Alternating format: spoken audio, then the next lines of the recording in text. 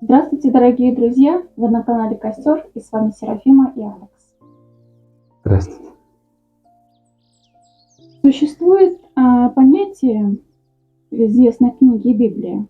Вначале было Слово, и Слово было у Бога, и Слово было Бог. Объясните, пожалуйста, как правильно понимать эти слова? Это очень известные слова. С этого начинается повествование в этой книге, и человек пытается через это Писание познать тайны Бога.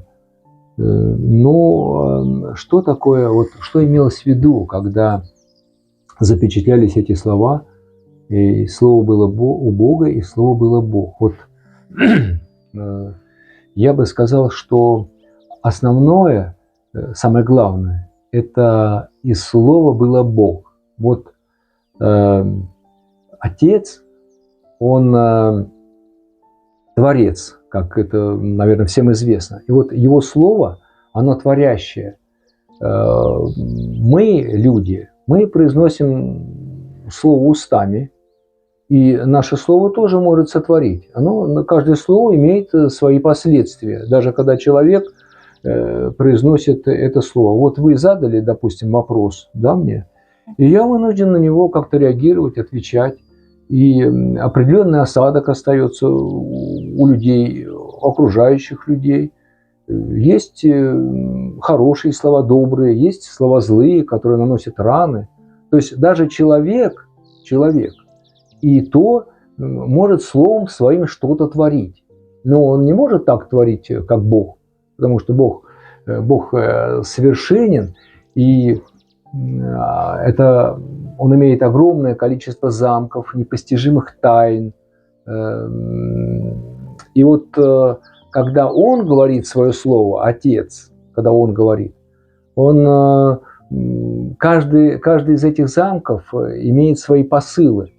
И его желание, рождающееся в нем при рождении этого слова, оно животворящее, оно творит. Если он хочет сотворить планету какую-то, да, новую планету, непостижимую, он источает такой свет при том, что в нашем понимании это слово, да, а он посылает такие энергии Духа Святого, которые тут же это сотворяют. Тут же рождается эта планета, но она не каменная, и это каменные планеты какие-то, или как наша из Земли, там, из плазмы какой-то, да, внутри. Это несовершенная планета, но есть внутренняя ее часть, внутренняя составляющая, которую он и творит. Он творит душу этой Земли, и она наполнена его образами, его внутренним миром, божественным миром. Что значит его слово. И также он творил человека. Он не творил такого человека, которого мы видим сейчас. Я об этом упоминал, там из ребра, там что-то такое, там последний путь, все там будем. Ничего этого у Бога нет. Но это проблемы того, что цивилизация святая, аталанты, они в свое время пали по определенным причинам. И в сотворении уже этой цивилизации, которая находится в падении, как наша, смешанной такой, где и дьявол, и Бог, да, как раз и свершилось это смешивание с греховной составляющей. То есть к божественным душам, которые идут в мир, примешивается некий еще архитектор, который действует в своем корыстном замысле.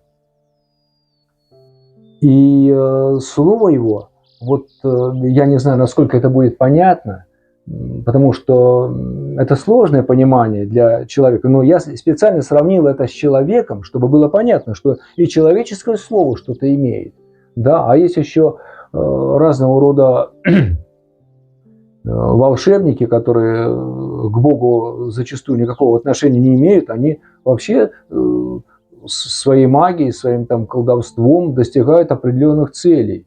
И это имеет значение, вот их слово, но только оно совсем не божественное.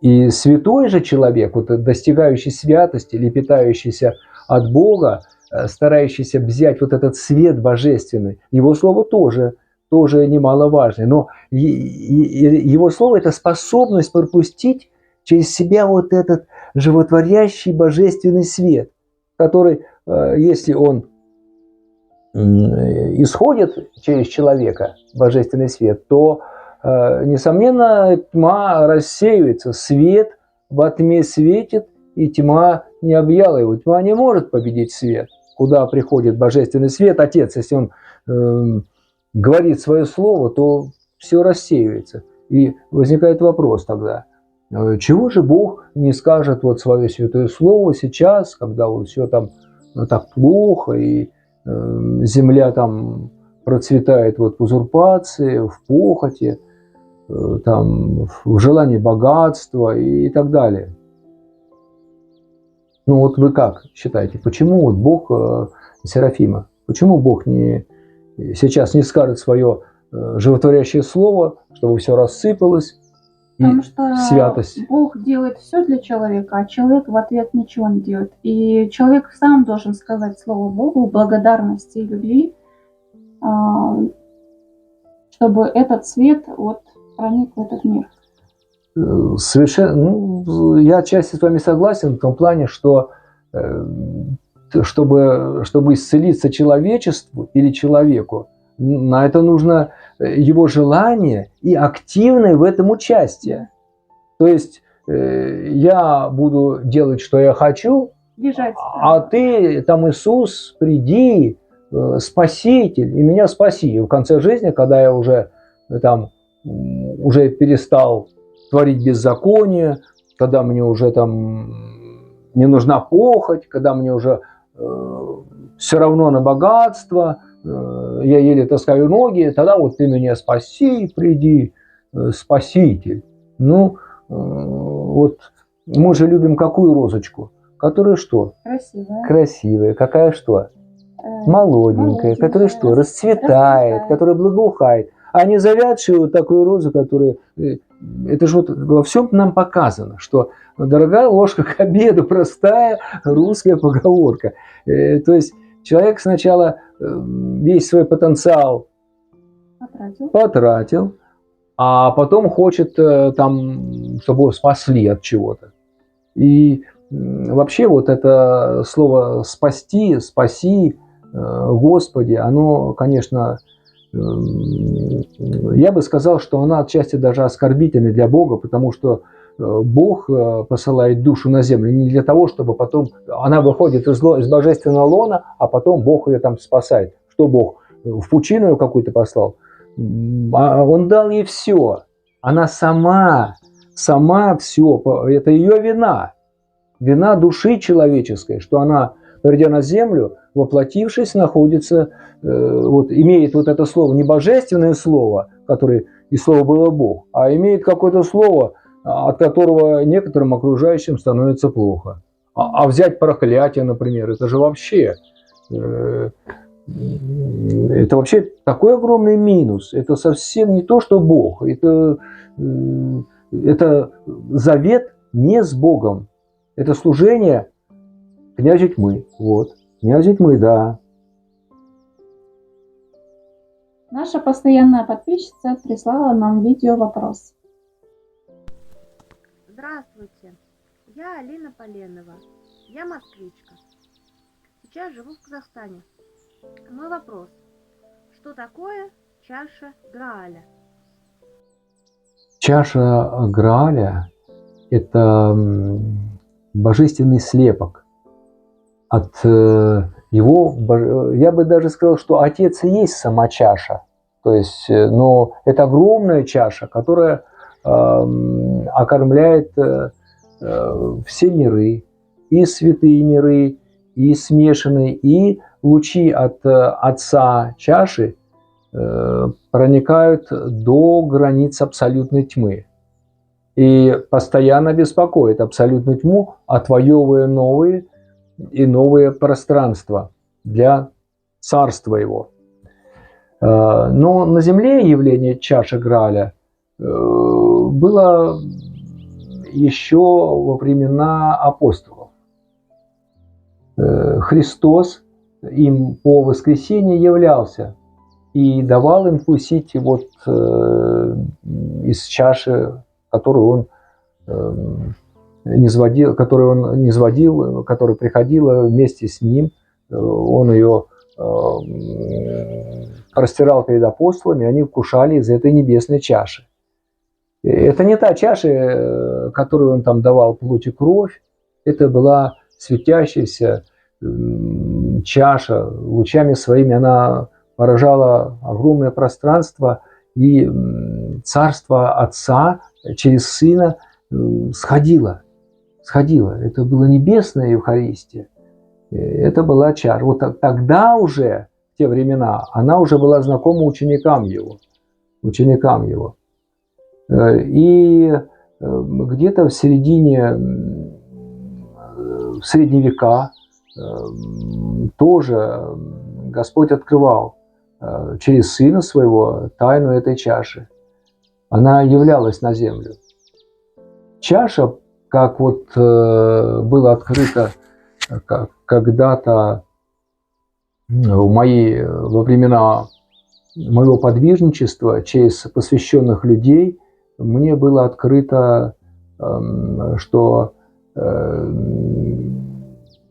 чаша Грааля была некогда камнем Грааля, который носил на своей короне ныне падший ангел Деница. Некогда она была у него в короне. И через этот священный камень Бог творил миры. Вот причина падения Деницы. Бог творил миры через этот камень. А Деница это все видел. То есть он видел, его ближайший ангел, он видел и приписал себе. Вот что это он творит. Почему Бог говорит, что это он творит? Ведь это же он творит. Он приписал себе. И тогда архангел Михаил копьем выбил этот камень.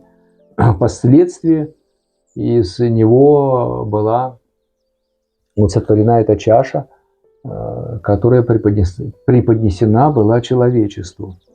Вот примерно таково происхождение. Ну, сегодня это как никогда актуально. Почему? Потому что Грааль жаждет открываться людям, и в кого входят частицы граалевые в сердце, он уже неуязвим для греха. Он неуязвим для поражения и перелепки. Граалевые частицы. Перелепки не поддаются. Дьявол не может над ними ничего сделать. Более того, когда человек обретает эти частицы, если они вживляются в сердце в духовное, и от них исходит такой свет, что окружающая среда, она очищается. Подвижник, носящий в себе граалевые частицы, становится проводником божественного света. И божественные дары тоже. Это какие они? Подаются подвижнику, заключившему завет с Богом для облегчения несения креста. Поскольку сам путь, он не так прост, он состоит из постоянного преодолевания козней. Князь тьмы, он не хочет, чтобы подвижник достигал каких-то либо высот, потому что при этом человек научается сохранять божественные частицы в своем сердце, и дьявол от этого не получает никакой выгоды. он не может окрасть такого человека и украсть светоносные частицы, чтобы потом их как-то переделать в свою пользу и творить через это беззаконие. Человеку даются дары. Один из них, например, это дар развлечения духов. Подвижник будет премудро отличать, кто с ним в диалоге. Потому что каждый придет и скажет: я с Богом разговариваю, я разговариваю со святым Николаем Угодником. И где истина? Дар развлечения духов дает подвижнику понимание внутреннее развлечение, ориентироваться на диалог с Богом. То есть он понимает, с кем он говорит, с кем он имеет диалог, с Богом или не с Богом. Также многие другие дары, которые там явно или неявно проявляются через подвижника, через крестоносца, так его назовем, если он несет крест. Просто так там для чего-то Бог не дает дары. Дар только для восхождения. Дар для постижения более глубокого познания божественного начала. Если же кто-то придет и скажет: я имею божественные дары, можно поспорить с таким человеком, да?